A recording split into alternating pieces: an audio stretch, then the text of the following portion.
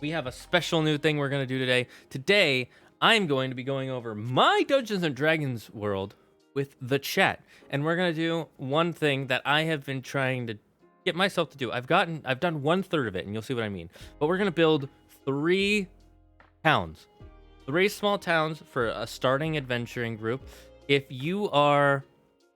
So, let me just say, I am making this series for any new DMs out there and anybody who's trying to start making their own world for the first time, trying to build their own Dungeons and Dragons path. This is a series that I want to make. I want to do this every Friday as often as I can, where we are going to build worlds, dungeons, cities, countries, regions, religions, all sorts of things. We're going to build those up by the end of the series, hopefully.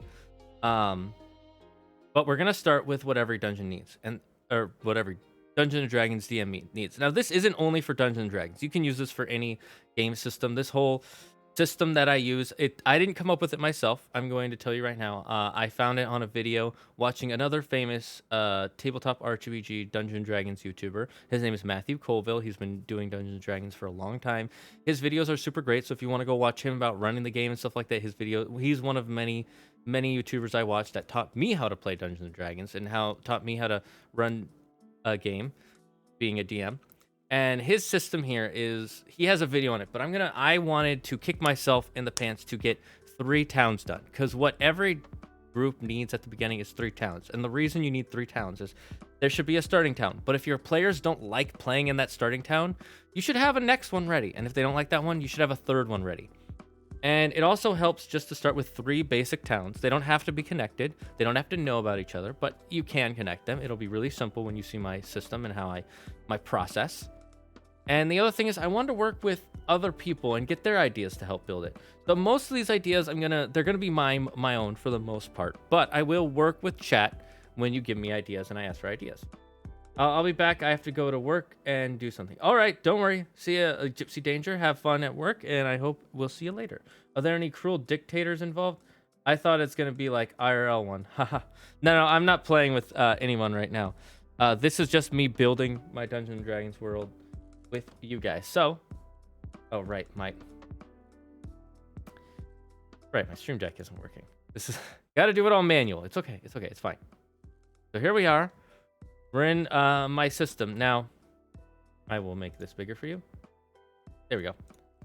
So this system I got is, again, from Matthew Colville. What he does is he puts everything on an Excel spreadsheet. Now, you don't have to do it this way. You could do it on Word and do tables, or maybe do it online and write things out. But I think this is the best way because you can kind of set things out to specific stuff. So this is my first town of Initium. If you want to Google what that means, in Roman it means start, or first, or beginning. So the town of beginnings. But in my world, that's not necessarily what it means. Or maybe it does. Maybe we'll change the world building from there. My world building is, I haven't started playing a game, and I could change my world building like that. I do my best not to be married to any particular idea. I just realized this was covering my face. Here, let me turn up the light a bit. There we go. Now you can see my face. There we go. I usually have it lower because I'm not wearing a hood over that really like hides my features, but we turned it up so now you can see me better. But anyways, so this is Initium, and I have 21 unique points of interest. So first there's the tavern / inn called the Cozy Bear, the Guild Hall. Now in my world, the way I run Dungeons and Dragons is I wouldn't say it's super unique, but it is different than the way others run it. You can't level up outside of dungeons. You can't level up inside a dungeon or out in the wilderness. You have to go to a guild hall in world for mine, because the way because everybody starts at level 0 instead of level 1 in my world. And then if you get recognized in the guild hall, then you become level 1 by either... How's Claire? Claire's doing good. Claire's doing really well. So the way you level up in my world is from 0 to 1 is first you have to go to the guild hall, and you have to either you finish a quest for them, or you can pay them 10,000 gold pieces. That's right. Guilds need money too. They accept rich people to become uh, adventures, but usually those rich people don't survive very long, so it's just free money. Who would have thought? I like your emotes, Mira. They're very cute. I love them. So anyways, so you got to go to the guild hall to get to level up, and there are in-game reasons for that. There's different magic and things. The next point of interest is the blacksmith. Makes sense to build tools in a town that you need for farming, chopping wood, hunting animals. You would need a blacksmith to build all that. Blacksmiths are very vital to all societies. Like if you didn't have someone who was good at building basic tools, your city is probably screwed. Let's just put it that way. Next, we have the mill for grinding flour and into wheat to make bread, which is a very common and important food in pretty much all societies. And of course, it has to be near the river because this is a medieval town, and medieval towns need they don't have power to power the things, so everything is run by the water. The mill has a water wheel on it that helps them grind the wheat into flour. Next, you have a butcher's. Now, why did I put asterisk here? I can't remember. But I said the butcher is big. In other words, it's one of the bigger spots in town. So there, you can get all sorts of food, boars, cows, horses in an emergency. This is medieval times. They didn't really have some sort of ethical OSHA that's like, you can't eat horses. Although I don't think there is anything like that in the modern day either. Spooky. Next we have the tanner. Obviously, you don't want to. You don't just want the meat. You want the skins. So they'll tan the skins so that way they can be turned into leather, which then is given to the leather worker, who will take from the tanner, and he will create different clothes for people, or possibly even use them for roofing, if they're that sort of society. Next, you have a church or temple. Here, we're gonna change that to temple. Church/temple, depending on which one you want it to be. And this is where your different cleric players, paladin players will go for worship, and where they can go to communicate to their god in in role-playing moments in the town, and also so they can do. In my world, being a priest means you have to actually follow whatever god, like let's say let's say you worship the god Thor. Well, what is Thor known for? Lightning. Okay. Which means he controls the skies. Or actually, let's do a better one. Zeus. Zeus is a better example. Zeus is the king of the gods, god of the sky and storms. So what would a worshiper of Zeus do? Would they just sit there and be like, hey, thanks, Zeus? No, they would.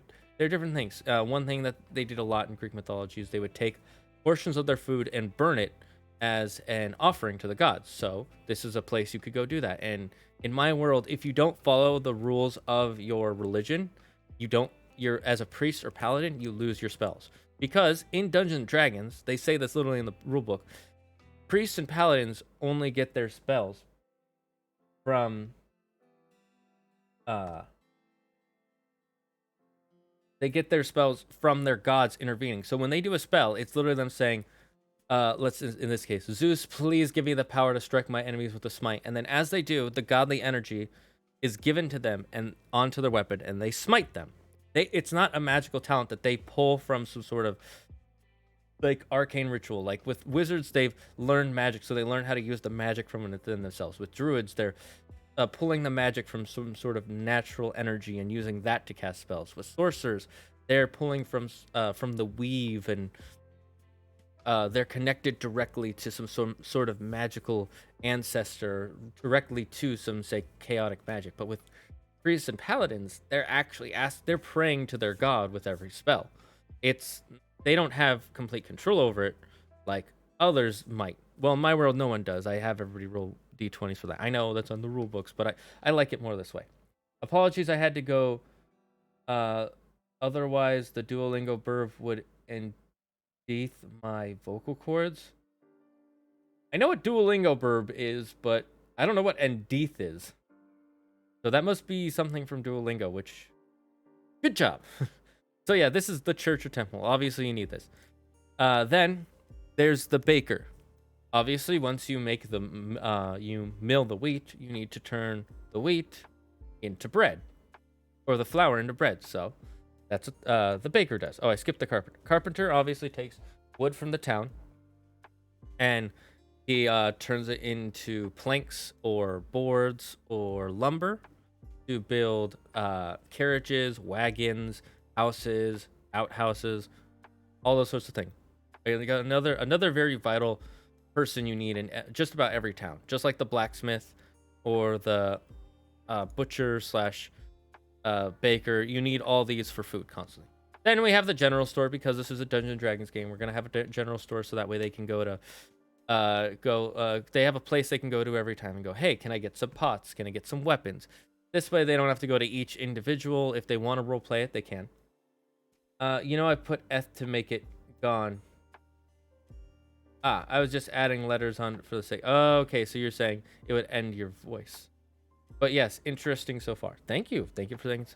And it could also, it doesn't have to be a general store. It could also be the trader's post. One thing that is important to each town is trade. All right, you can't get all the things you need for a town just from one geographical location. For instance, if your place is near a river, you might be able to get fish and certain types of plants that grow near rivers for medicine, but you're not going to be able to get the ones that grow in the mountains, so you need a trading post. I also made this the carter shop, so this is where you can actually buy like carts and things, wagons, stuff like that. And then there's the potter. They make pottery. Pottery is important for, of course, bowls and vases for flowers, which is more of a visual thing, but it's still a thing that would be very important. Potters were important artisans back in the day. Just like glazers for making glasses were. Glazers were expensive. Now, this town isn't going to have any glazers, because where would they be getting glass, right? You would be getting glass from sand. This is a town near a river. You might have some sand but it's probably not going to be the more pure sand you need. Not from what I can tell. Then, of course, the tailor or weaver for tailoring wool and cloth together to make clothing. Very simple. Then I always like to put one fantasy element into it. In this case, it's a wizard's tower / an astrologer. At first, they're not going to know that there's a wizard there, but they will know there is a wizard tower if they ask around. It's going to be a little bit outside the town. They have to go find it. And what was I going to say? And that's going to be one of the people who can, in my world, the way you get magic is you don't just randomly get magic. You don't just, each level I get like 3+ spells or blah. No. My world, you get maybe a single spell per turn, per level. And then you have to find some person or object who can teach you new magic. That way there's more RP involved in learning new magic. And also it keeps magic a little bit less controlled. Because in real life, wizards would be highly regulated. Imagine in the real life if suddenly there was a person who could just shoot fireballs out at anybody. There would be governments and organizations to regulate wizards, to keep them from using their magic and others. Even in the biggest wizarding world in pop fiction, in Harry Potter, they have a whole government that tells you, hey, people under the age of 17 who haven't passed school, not allowed to use magic whenever they want. People, if you get kicked out of school, we break your wand so you can never use magic. They want to make sure that every wizard follows their laws. A wizard would not be able to just go out in the world and just be a wizard. There would be either a government that keeps wizards in check, the townspeople would keep wizards in check, or there would be a wizard sort of coalition that would keep each other in check. Because if, say, a young wizard comes into a town and tries to be cool and show off his fire hands, and then he ends up burning the houses. Remember, houses back then were mostly made of wood, and they mostly had straw roofs. You know what straw and wood does is it catches fire really easy. You could burn down the town, killing lots of people and leaving the rest homeless really easily. So if a wizard did that, they would, like a young wizard came into a town and did that, the older wizard who lived there would be the first one they'd suspect, and they would get killed. So the older wizards would make sure the new younger wizards would stay in line. They would be there. They would be the gatekeepers to keep younger wizards from causing problems. Yes, witch hunts. Quiet Cup is correct. There would be witch hunts very commonly if someone caused a problem. So in my world, magic is heavily regulated, but not like not as heavily as say the bad timeline in X-Men where they're literally like killing off mutants all the time. Uh Good times, very good times. Well, I'm glad you're having good times. And obviously the next one is a graveyard. Every town is going to have some sort of place to go visit the dead. It's a very common thing in every culture. There is not a single culture I know of who doesn't have areas for visiting the dead. It's very lethargic for people, and there are usually rituals attached to it. So we're gonna have a graveyard. I don't have anyone caretaking it, so it's just gonna be a town graveyard that everybody takes care of. Then there's the wheelwright. That's a person who makes wheels. Making a wheel isn't easy, especially back then. You didn't have a protractor and a ruler, and you couldn't use your phone to calculate how a circle was. You just had to know how to make a circle. You had to know how to make the right kind of circle, and on top of that, you had to know how to make an axle that would go underneath the carriage or cart, so that way the two circles, your two wheels, were evenly distributed in weight and balance. And so that's what a wheelwright is, someone who would make wheels for different sorts of vehicles. And then next you got the cobbler. Obviously you need someone to make shoes. Making shoes back then was a profession. You didn't have like your Nike or your Adidas who could just mass produce shoes. You had one guy in the town, or lady in some cases, but mostly it was a guy, who would make the shoes for every single person. And each shoe would be made specifically for that person's feet. Very important. In this case, I made it a female who makes the shoes. And then you have a locksmith. Locksmiths were pretty useful too. You wanted to keep your doors locked from wild animals. You wanted to keep them locked from robbers, murderers, all sorts of things. That's another job that a lot of people know about, but they don't really think about how important a locksmith really is until you're like, yeah, what if you suddenly didn't have locks on anything? People could just get in and steal all your stuff. So you gotta, and obviously another thing locksmiths would be good at making would be treasure chests. Very important. That's how you're gonna have loot and stuff. Then you have the forester. This is the person who goes throughout the town, and they take care of the trees in the forest. They cut them down for wood, but they also make sure that the forest stays healthy so you can get an endless supply when you need it. Then of course there's I added a herbalist. Now not every town would have a herbalist, but there would be towns with herbalists or herbalists. I swap it around. There would be towns with herbalists. This would be kind of your like pseudo doctor. They would be there to make sure if you got some sort of disease, they knew what kind of herbs to make a potion to kind of heal you, or to clean out an infected wound, or if you got burned, they would know exactly. They would know to use honey to get rid of the burn. I know the forester is an Aragon reference. This is correct, Patchwork. Yes, Angela from Aragon. She is probably one of my favorite characters. If you actually look at most of the names right now, most of them are Aragon references. You found me out very quickly. Gertrude is the healer in Aragon's hometown. Horst was the blacksmith. His wife's name was Elaine. Talana, I think, was the wife of the brewer in the town. Sloane was the butcher in Aragon, and his daughter was Katrina. I am, yes, I am taking names. That's a thing you can do, by the way. You can take the names of characters from other books and series you read. You don't own this. You're not selling this. I mean, if I ever sold my stories, I would change all the names super easily. Horst, Moore, Howell. Yeah. As you can just look through it, you can see different names. That is correct. I have borrowed these names from Aragon, and that's because I'm not good at naming things. I'm not. I would try to name it like Horfashad, and then it would be annoying for my friends to try to understand how to spell. But if I tell them Angela, they're like, oh, Angela, got it. If I tell them Tristan, got it. I tell them Talana. That one's a little hard, but close. Sloane, they'd probably be able to. They could at least write out, even if they don't spell it the right way. Sloane, they would know.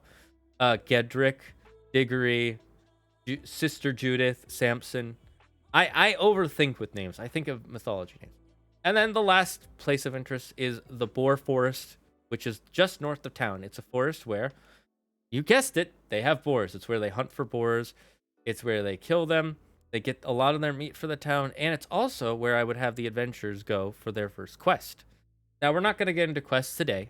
Today, we're only building a small town. Well, I'm hoping hoping we finish 3 small towns. I'm doing this again to kick myself into gear to build 2 more. I've done 1, but I haven't even drawn it out or anything. All right. So, and then also I have a key monogram here. If they're green, they're a younger person, which means that they're 21 years of age or younger. If it's red, it means they're old, which means they're at least 40 years old. And, older than that. Pretty straightforward. And then if it's white, it means they're somewhere in the middle range between 21 years of age and 40. So, your average adulting life. Now, the first one is obviously we have the tavern with Morn and Kara. And then they have a young daughter named Lisa, who is a female. If you didn't notice, by the way, at the end of each of their names. All right, but if you see at the end of each of their names, I have an M for male and an F for female. So if it's a man, woman, boy, girl, that's who it is. What a creative name. So now we're going to get into the actual artistry of the world and how we're going to have everything physically look. So I'm on Affinity Photo, but you can do this on Paint, Microsoft Paint, any sort of painting tool. I'm gonna just do the basics of this. I always start with just a brown because I like to think of the land of it just being a brown color, because dirt is brown. And you could say like, well, what about green? It could be grassy. But in a town, that wouldn't be quite so true, because when you think about it, people are walking through the town constantly. They're running their carriages over. It's going to destroy the grass. And when you think about a town in your head, you think the town has grassy streets or brown dirt or muddy streets. So first, as you see, I have it split screen because otherwise I would have to cover the chat to read where I have these things are. So first thing we're going to have is, obviously there's going to be a river. All right, so first you want to do the geographical stuff, and then you want to build the town around the geography. Because when you build a town, towns aren't just placed willy-nilly. It's not like in any sort of city building game where you just spawn in and, oh, this is the place to start putting stuff. No. Towns were usually built because there was some sort of resource nearby. In this case, it's because there's a river with lots of fresh water and lots of fish, possibly, and they can build a mill here. And then to the north of that, there was a huge forest with lots of boars where they could get meat and food and wood. You can obviously see why they built it here. Food, wood, fresh water. Those are 3 things you need. The wood helps you build a house. The food is food. The fresh water is fresh water. Straightforward. So first, let's get into the paint tool. And let's make it blue. Yep. Okay. So, we need to build where the river is going to be. Well, we know the forest is going to be up on the north. And we didn't say we didn't say if the forest runs through it or not, or the river runs through the forest. I'm going to say no, it does not run through the forest. For one simple reason, I want the adventurers to have to leave the town on one of the first missions. It doesn't have to be the first mission, but one of the first. They're going to leave, they have to go into the forest. It'll take them about it'll take them at least a full day, so they'll have to camp out at night, and then the next day they'll end up at the first dungeon that I'm going to have them go. So that's how I'm going to set it up. I'm not going to say which dungeon is, but that's how it's going to be set up. So we're not going to have, since the forest is to the north, and I said I don't want the river to run through it, that means the river can either come down like this, or straight across. I'm going to have it come in from the left, and slowly, actually, I want to shrink this down a bit. So we're going to have it come in and curve. There we go. That's a river. Already, first step done. Easy peasy. And I have this over here so you can see my colors and my layers over the thing. Next, let's get the town hall. We said there needs to be, or not town hall, the forest. And I'm going to do this darker green. So let's make this actually a bit bigger. Just kind of,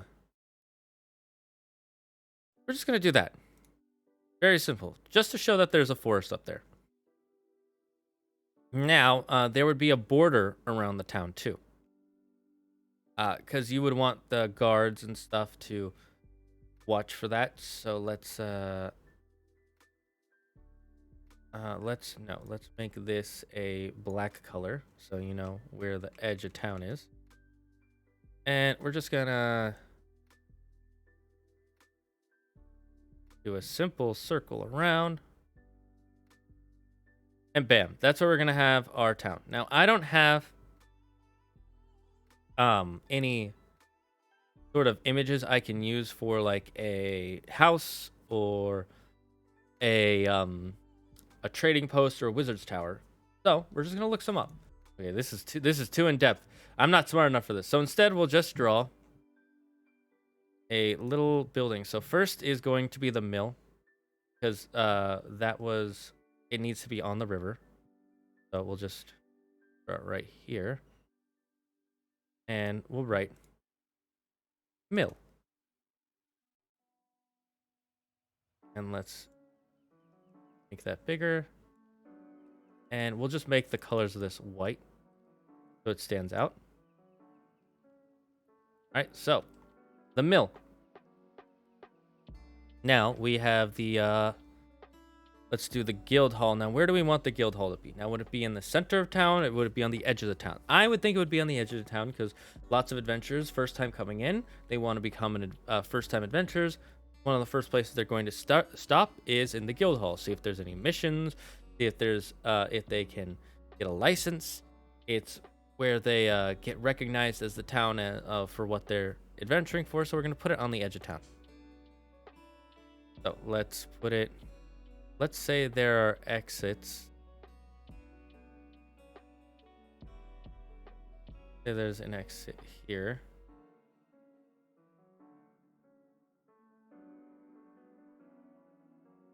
An exit to the north so people can come and go to get boar meat. The exit to the north, east, and west. We'll say the south is cut off for now because I don't have any roads that go that way. Right? So let's make the guild hall now. And we said we want it on the edge of town. So, and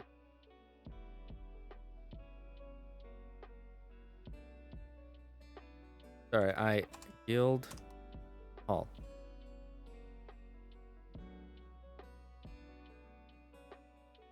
Nope. There we go. That's better for my brain. So that's where the guild hall is. So now we're down 2. The blacksmith would also need to be somewhere on the edge of town because he would need to get materials a lot. Especially since this doesn't look like a mining town, he would need to get them traded in. So he would want his house somewhere near.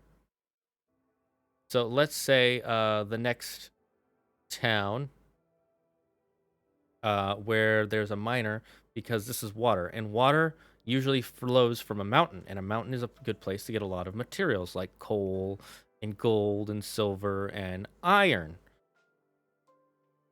And so we'll say the mining town is somewhere to the east, and the blacksmith wants to get his deliveries from there. Okay, so we said it's going to be on the east side, so. And we're going to just call it Smith for simplicity's sake. Smith.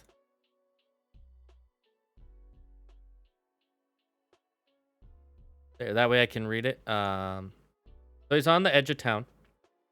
Towards the east. When traders come in, he'll come down and get to blah, blah, blah, blah, blah, blah. Yep. And so then we also have to have the butcher. The butcher would get meat from the outside, the northern part of town where the boars come from. So let's.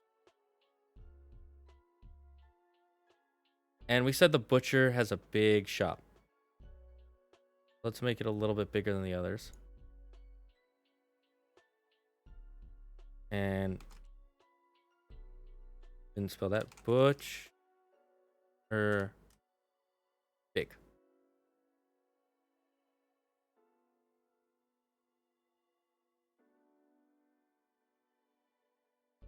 All right, so we've gotten 1, 2, 3, 4 of them down.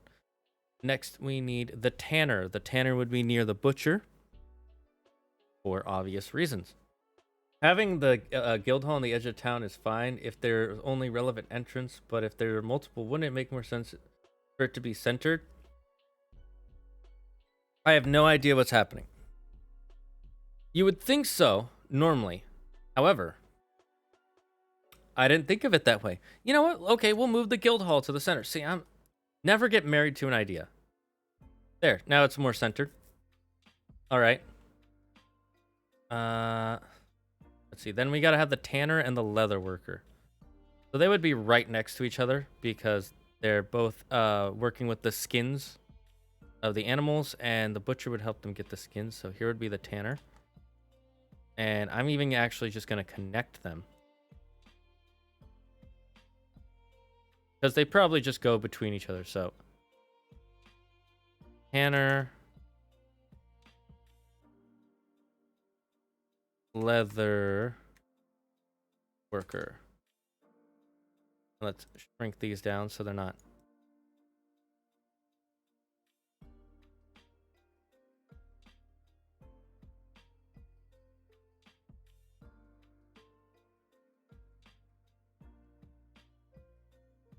There we go. So we've got the smith, the butcher, the tanner, the leather worker, the mill, and the guild hall. Next is the church or temple. And those would always be pretty much in the center of the city because everybody would always have something they'd worship. Worship was very important back in the Middle Ages, so those would usually be in the center of town, even more so than the king's palace. So we're gonna, let's see, this is where the center is. So I'm actually gonna put it right on the river. I'm gonna.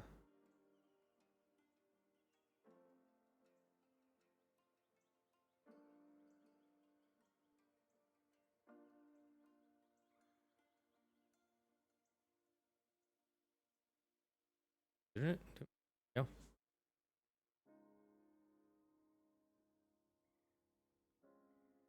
And for simplicity's sake, actually, I'll just call it church slash temp.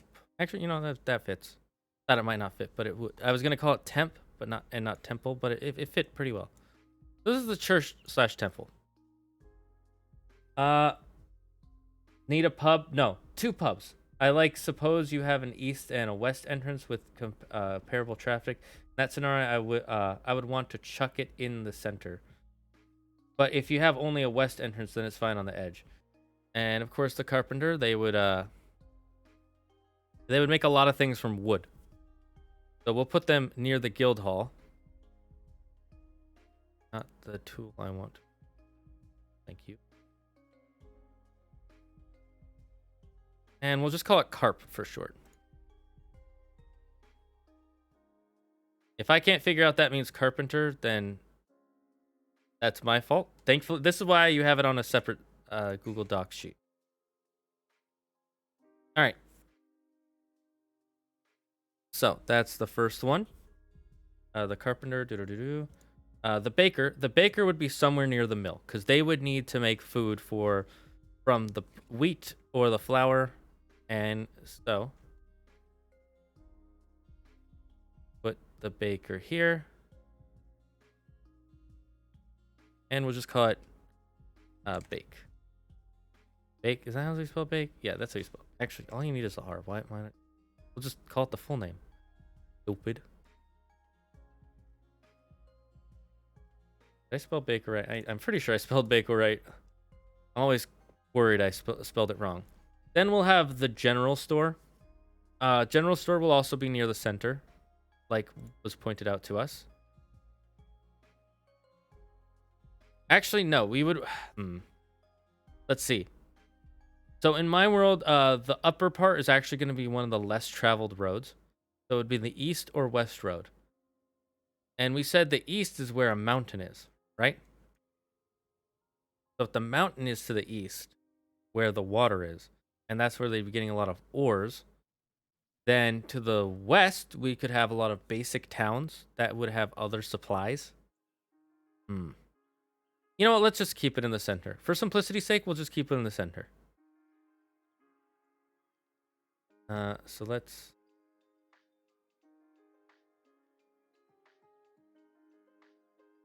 Not sure why that's under the water. Under the sea.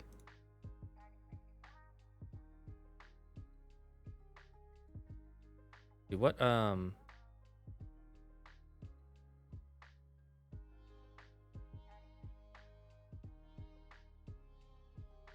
Let's call it Gen Store.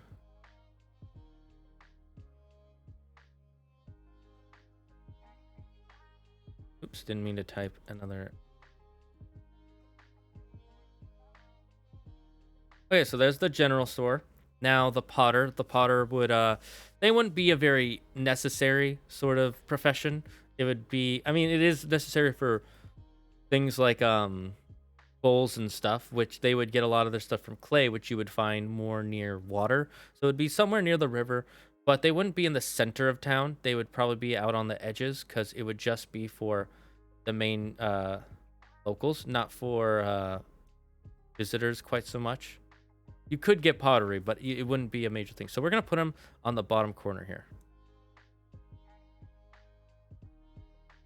All right, so we'll just call it Potter.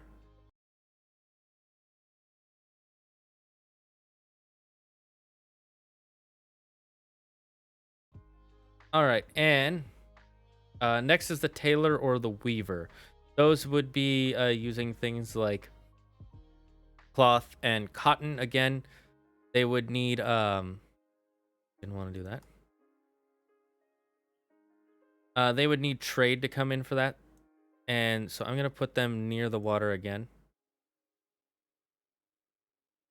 And near the west entrance. Let's just say that's where the most like basic trade comes from.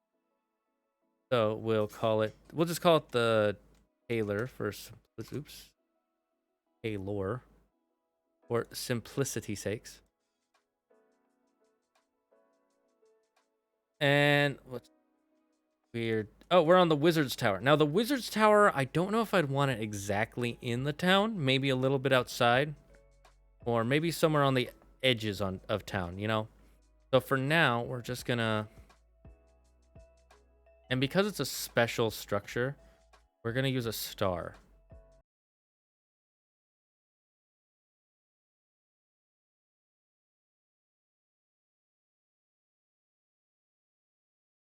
Now that's the Wizard Tower. It's a special one. Let's see. What? Hey Shane, have you?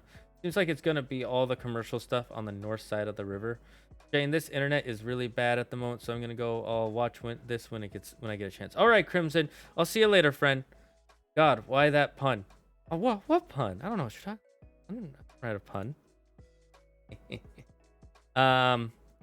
Okay, and then we have the graveyard. Now, the graveyard usually wouldn't be inside the town, or it would be near the church. But we don't have a lot of space that we want to put it in the center. So, I'm going to just use a cross symbol because it's a really simple one. Lots of people associate graves with crosses. And we'll just call it grave.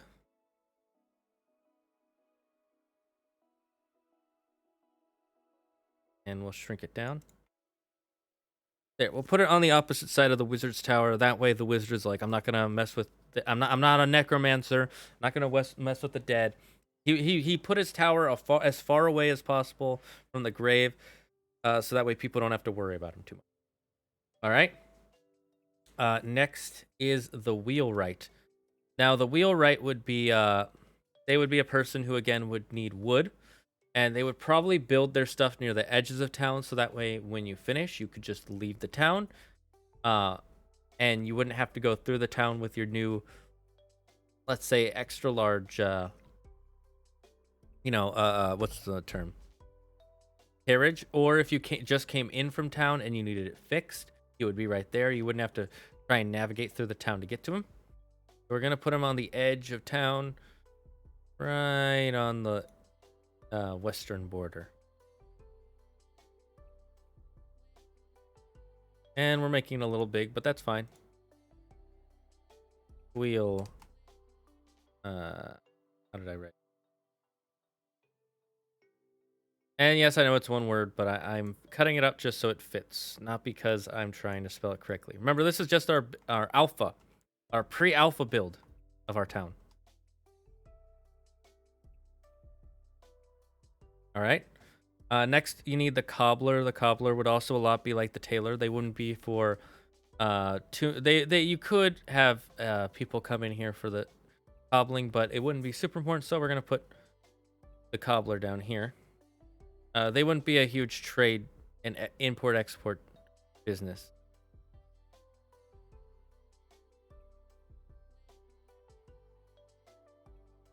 Cobbler.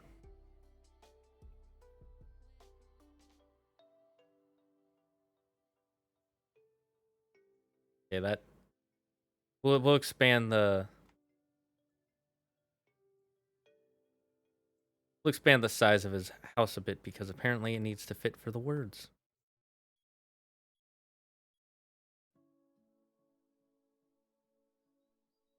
There we go. That'll look a little less janky. Okay, that's where the cobbler will be. Next is the locksmith. A locksmith. Now he would want his privacy. He's not there for anybody to just find and steal all his locksmithing tools. So he would want to be kind of in the back of the town, kind of hidden away, so people don't have to deal with him. Let's make him a little grumpy guy too. That's the erase tool. Almost started erasing shit. That wouldn't have been. So we'll just put him next to the cobbler. Let's just say the cobbler and the general store owner are the only two people he really likes.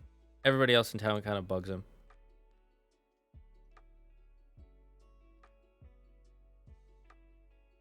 And again, we're just going to split the word up to fit it a little bit better. You can still tell that means locksmith, even if it's cut.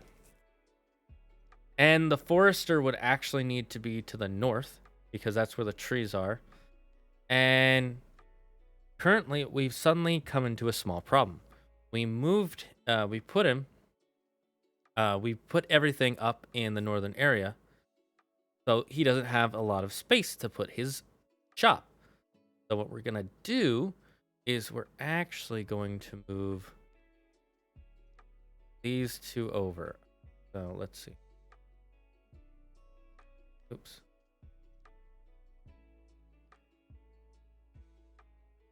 I'm gonna move them over to here.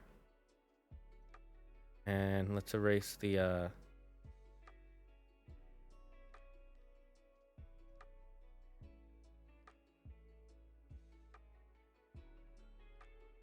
and we'll redraw this.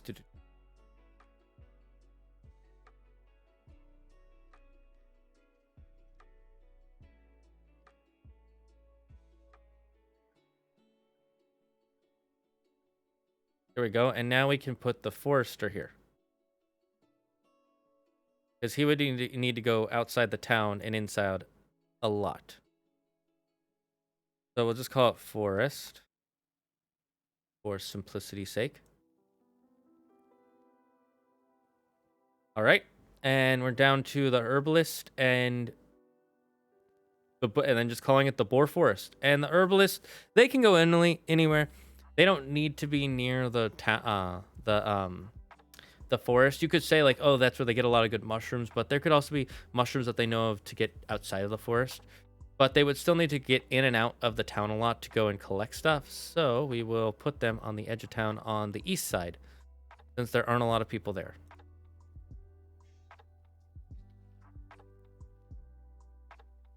And we'll just call it herbs.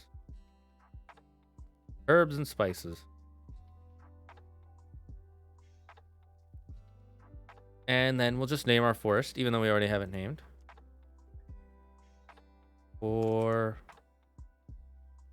Forest. And there, we have our first little town. We have the little worker, the tanner, the forester, the butcher, which is big, and the smith, the blacksmith, all at the top. We could move the blacksmith down, actually, now that I think about it. But I think I'm going to keep him where I have him. The only problem is now the butcher actually has to go from here and walk past the forester to get to the tanner, or the tanner to him. And that could cause a little bit of trading problems. So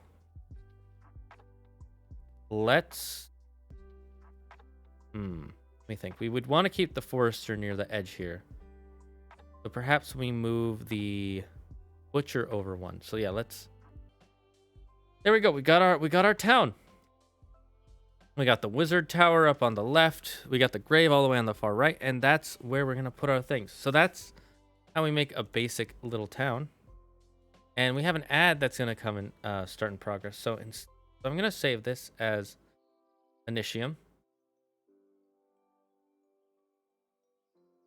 And we'll just save over. It's fine. And guys, we're going to go on a quick break, but we will be right back after these messages. Hey, thank you for watching my Dungeons & Dragons world building video, part 1. If you would like to see part 2, click that subscribe button and tap the bell notification to see when the next video goes live. If the video helped you out, then please click that like button. It would really help me out. If you have any ideas for world building, please leave a comment, join my Discord, or you can join the next stream at twitch.tv/Zaggard. I hope to see you there, and have a wonderful day.